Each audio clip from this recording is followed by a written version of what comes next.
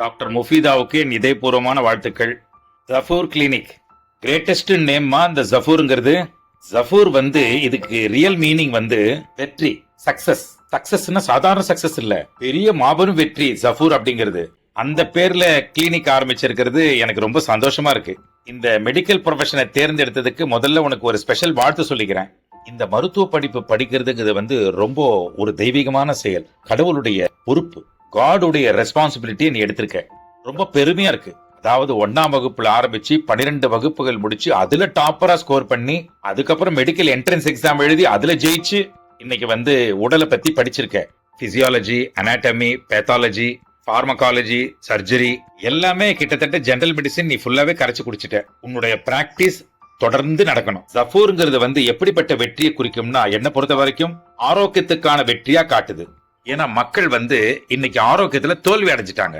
எல்லாம் இந்தியா பூரா, தமிழ்நாடு பூரா, உலகம் பூராவே எடுத்துக்கேன். ஏன்னா அவங்களுக்கு இந்த பிசிக்கல் ரெஸ்பான்சிபிலிட்டி இல்லாத போச்சு. அதே மாதிரி மென்டல் ரெஸ்பான்சிபிலிட்டியும் இல்ல. இந்த 2 ரெஸ்பான்சிபிலிட்டி நீ எடுத்திருக்கிற. Mental responsibility of human beings and also physical responsibility of human beings. ஒரு மருத்துவ படிப்புக்குள்ள அது எவ்வளவு கஷ்டமான படிப்பு.